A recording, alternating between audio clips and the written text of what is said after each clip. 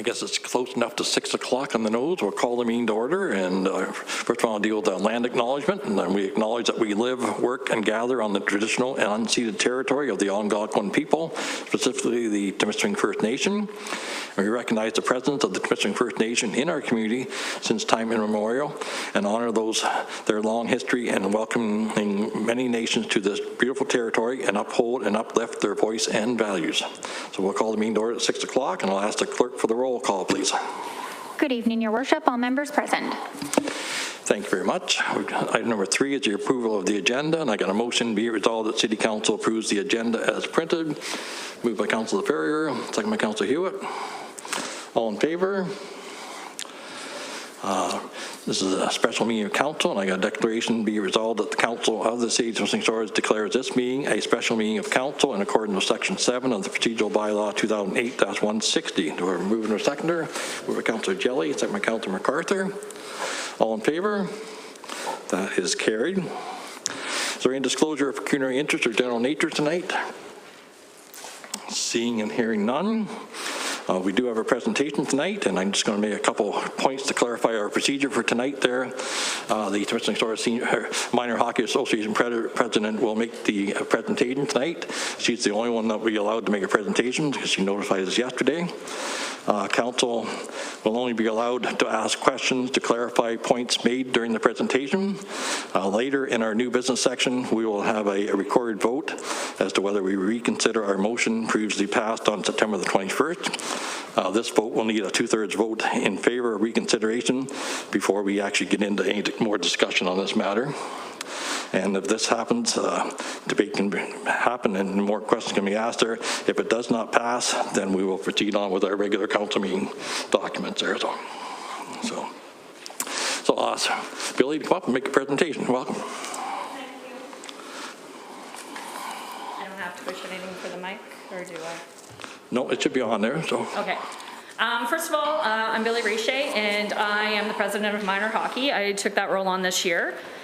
We'd just like to start off and thank City Council for all the hard work that your employees and everybody has done for us over the years. The past 2 years have been pretty challenging with COVID, so we appreciate that Matt's met with us and gone over a few things to make sure that the arenas are a safe place for us. So next slide, I guess. Oh, you're over there. Sorry. So when we first started with all of this, last week on the 21st, Council came back and you'd asked that every member of the public at that point to be vaccinated. So just to backtrack, on the 17th of September, the province had said that all youth sports were exempt from vaccination policy. At that time, when we'd first met with Matt, what ended up happening was the NOHA, so the Temiskaming Shores Minor Hockey is kind of at the bottom, and we have 2 governing bodies over top of us. So we have the NOHA, the Northern Ontario Hockey Association, and we have the OWHA for our girls, which is the Ontario Women's Hockey Association. At that time, when we first came in, the OWHA had demanded that there was to be vaccinations, and said so did the NOHA. Then what ended up happening the weekend, just before we came into council on the 21st, on the Tuesday, both the NOHA and the OWHA actually amended their policy to align with the province. So next slide, please. So this is the policy that's currently in place. And we appreciate that the city was working and trying to align their policy with the NOHA policy. So you see here that as of the 22nd of September, all our players coming in who are 12 years and above, so any 2009 and before, had to have 1 dose. And the NOHA at that point had said that on October 31st, that everybody needed to be fully vaccinated. So Matt was kind enough to align with the NOHA policy and bring it towards council. However, at that point on the 21st, things were amended to let all youth into the arenas or into youth sports and not have to necessarily be vaccinated. Next slide, please. So this is just the policy that comes out from the province of Ontario. And looking at that, so the exemptions would be any sports leagues, organized pickup sports, dance classes, martial arts, swimming lessons, etc. Next slide, please. So as you can see, on September 17th, this is when we received correspondence from the OWHA. It was forwarded to Temiskaming Shores at that point through our administrator, and that was the first part. And this was just it. So the OWHA was a little bit different than the NOHA. The OWHA at this point said that our players and any of our coaching staff, officials on the ice, they didn't need to be vaccinated. However, next slide. When we got the NOHA's amendment on September 17th, or September 19th, and theirs was a little bit different. So the players were fine to come in. However, the problem was that all our bench staff, the team officials, even our own executive, all have to be vaccinated to be able to participate in hockey. Next slide. So at this point, on September 21st is when council decided that they would co-align with what the NOHA had put out. But they were going on before they got the information that came out from the NOHA and the OWHA. So on the 21st, the city of Temiskaming Shores had decided that all players had to be vaccinated and anybody who was 12 plus entering the arena. Where we run into a problem is with all our other communities in Northern Ontario. So Englehart decided that they were going to align with the province's expectations. Next slide, please. Same thing with Kirkland Lake, which is another community that comes to our town. Next slide, please. Same thing with, I can't even see, oh, Timmins. Timmins was the same, following the province's guidelines. Next slide, please. We also had North Bay too, who reached out to us and said that they were lining up too with the province. And Sudbury. And I believe Sudbury was the last one in my slide for the community partners. So at that point, I did reach out to council the following day, asking that you amend, that you follow the guidelines of the province. Just because it's easier for us, if we're getting changes from the OWHA or the NOHA, we have to mandate that on our end anyway. But what ended up happening was a lot of these outside communities, we are also under, a lot of our teams, it's the NDHL, and it's a league of what some of our house league teams and our C teams go and play in. And they were reaching back out to me, Kirkland Lake, Englehart, that they had a few players that this was going to impact, that they weren't able to come to our communities and to take part in necessarily regular season games in our community. So this is where we were kind of getting into a bit of a problem, that we weren't on the same page with the province guidelines as all the other municipalities that were in our catchment area to bring players to our team, to our area. So what ends up happening with, I'd sent another letter or follow-up email. Just what ends up impacting us is that it's hard for us to be mandating our own players and all the changes that are happening at the OWHA and at the NOHA, and then have to deal with a policy that the city has also put in. So if the city was to align with the province, we're able to handle everything kind of at the top on our end when we have to deal with our players with the OWHA or the NOHA. So up to this point in time, typically we have about 415 registrations for minor hockey. So at this time we are down to 378. We've lost 17 of those, deregistered since the beginning of September, and 11 of them communicated that was directly because of the COVID vaccine policy. Just trying to read through mine a little bit, sorry. But as I said, the other place we're running into a bit of issues would be with our tournaments. We have a lot of teams that come in out of town, so typically for a tournament we'll bring in about anywhere from 15 to 20 out of town teams into our community. And one of the things that we've been getting in our request is what is our vaccine policy, because we're not aligned with the province. It causes us a lot of issues. As of last night, The OWHA went back and amended their policy, and that requires us to now have vaccinated players at our girls level. So for us to change that is easy. We just have to reach out to our parents and tell them. For you to keep switching and your policy back and forth is a little bit challenging. So if you're aligned with the province, we can easily switch anything that comes on our end at the top, because it's our insurance, it's our responsibility to ensure that our rosters are where they're supposed to be to allow those players to go on the ice. So that's kind of a rundown of where we are. It is a flip-flop back and forth. As I said in my letter, it's a weekly change, it's a daily change. But if you, as the city runs along what the provinces does, we can handle everything else at the top that we have to meet with our players. Does anybody have any questions? I'm going to open it up for just point of clarification at this point. Okay, so sorry. I'll maybe start with the first one. What is the policy of the Ontario Minor Hockey Association? The OHF? Yes. At this point, we've received no communication from the OHF. But then the Ontario Minor Hockey Association in Southern Ontario dictates and mandates all the Southern Ontario teams. What is their policy? The OMHA? There's Greater Toronto League. So Mayor, there's a few different minor hockey associations in Southern Ontario. There's the Alliance, GTHL, and OMHA, and all three of those have mandatory vaccination policies. Okay. I do believe I thought the MOHA had switched back, but I'm not 100% sure on that. Other questions or clarification? Councillor MacArthur?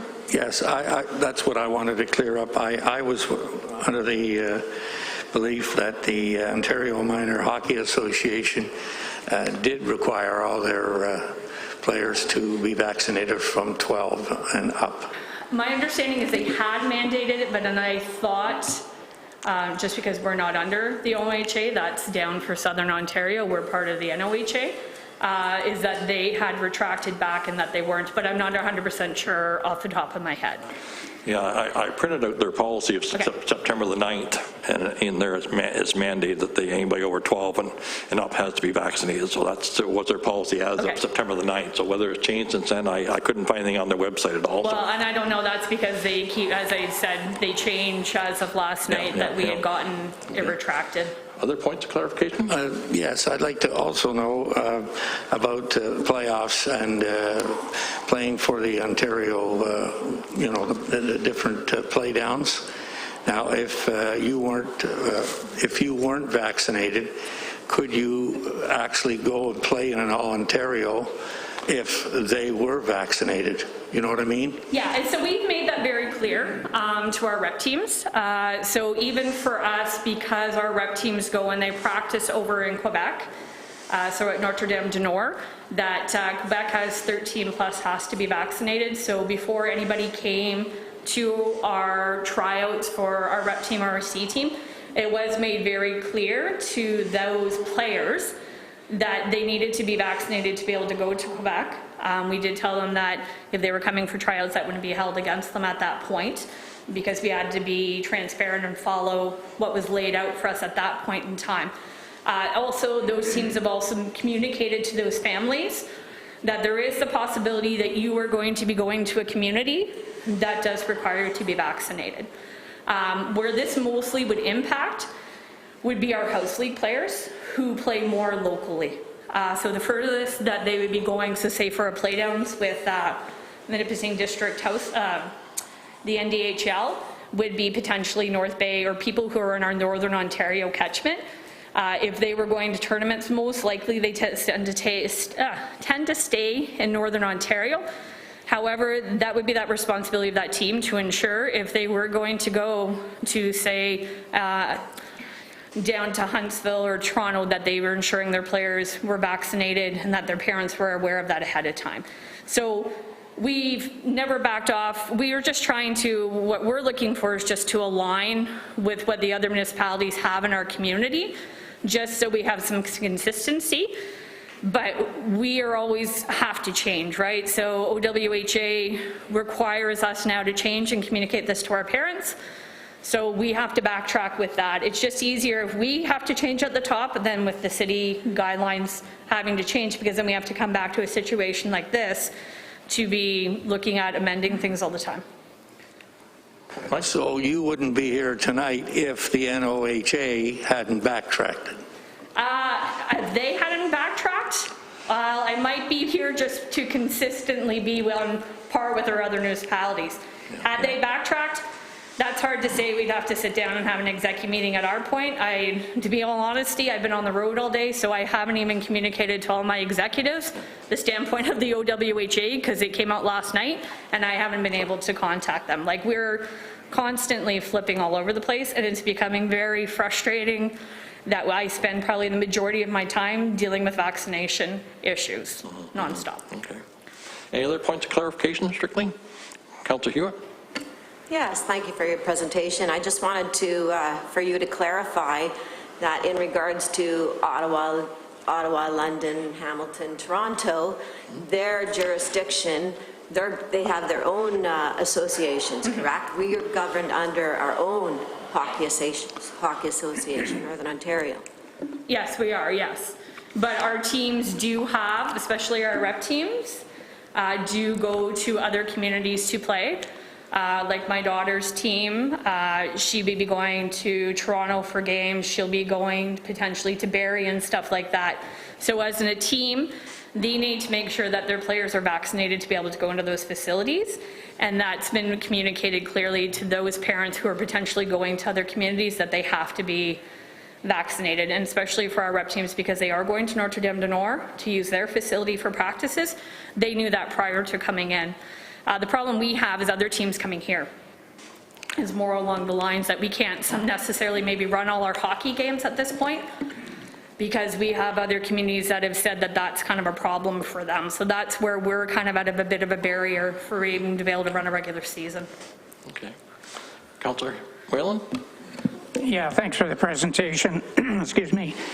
So as far as the associations that are involved locally, 2 days ago they were all in agreement, but as of today they're not all in agreement. Is that correct?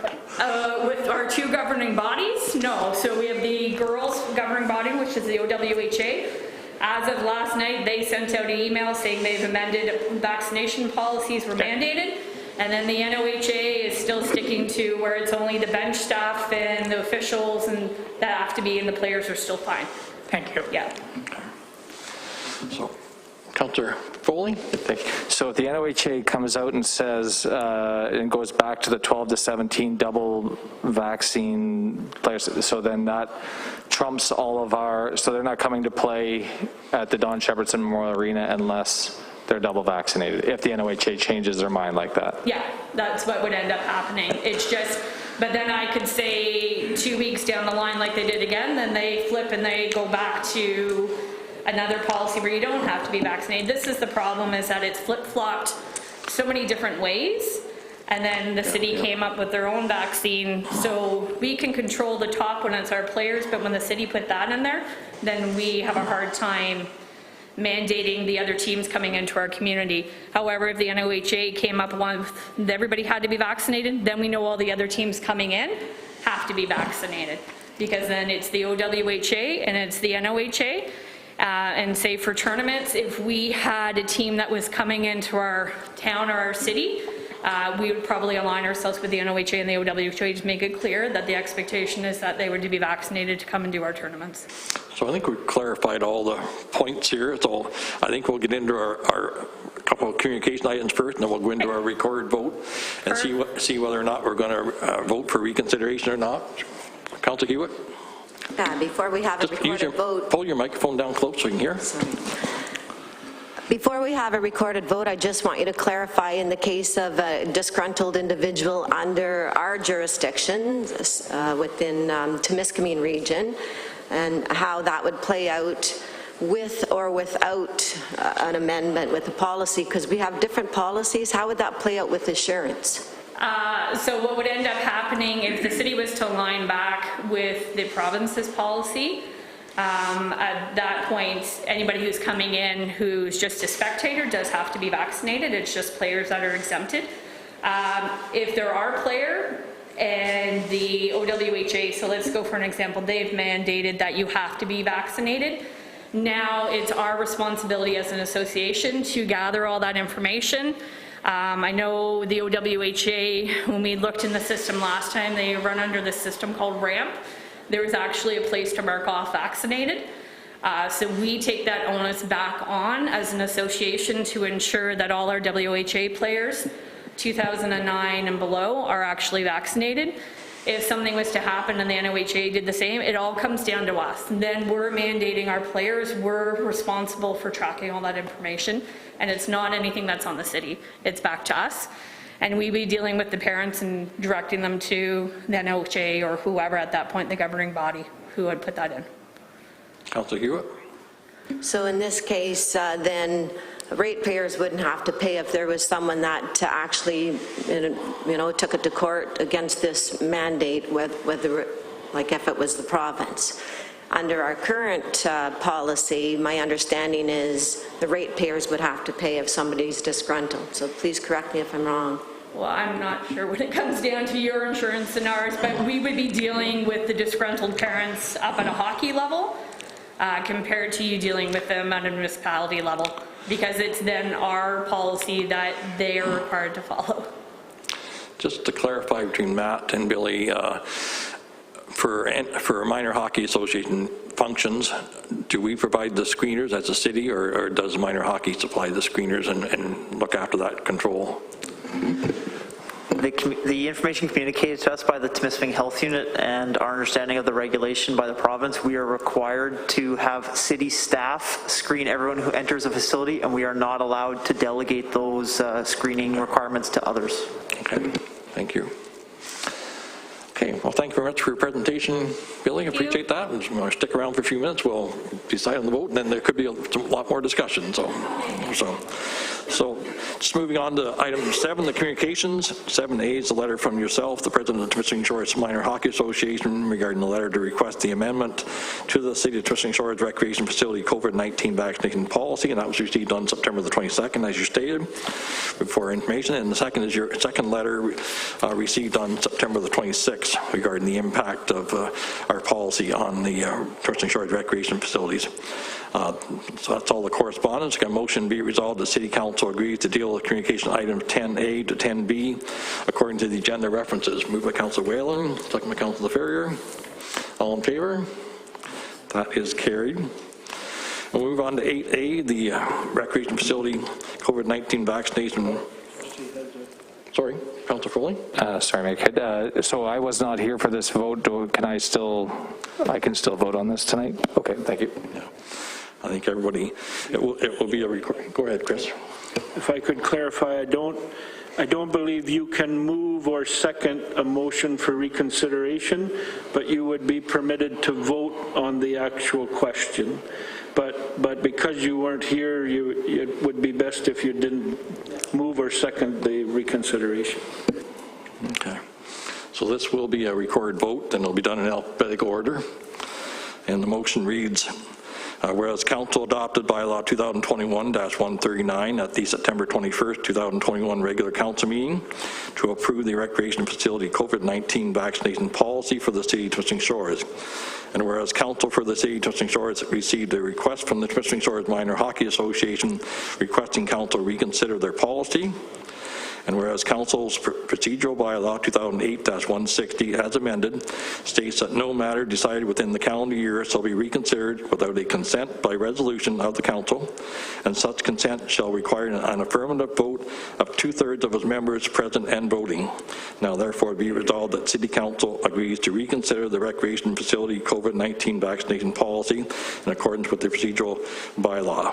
So can we get a mover and a seconder for that motion? To moved by Councillor MacArthur, second by Councillor Jelly.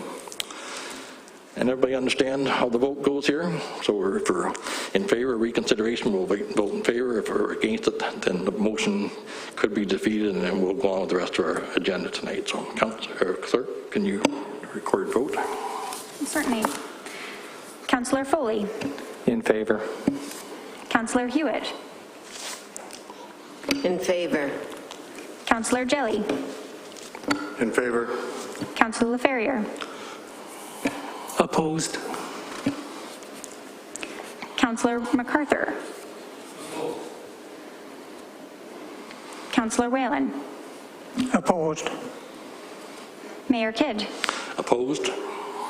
Your worship, the motion is defeated. Thank you very much. So we have our decision. We're going to stick with our policy that we passed on September 21st, and that'll be implemented through the city. So we will carry on with the rest of our council meeting, which is basically just going into a closed session for some discussion on some other matters. So I'll thank everybody for coming out. Appreciate you coming out and your presentation there, Billy. Appreciate that. So, and we've got a motion be resolved that council agrees to convene in closed session at 6:40 to discuss the following matters under section 239(2)A of the Municipal Act 2001, security of the property of the municipality, the COVID-19 protocol. So moved by Councillor Whalen, second by Councillor Foley. All in favor? That is carried. So we're adjourned for a few minutes, and we'll see if the press wants to come back in or not.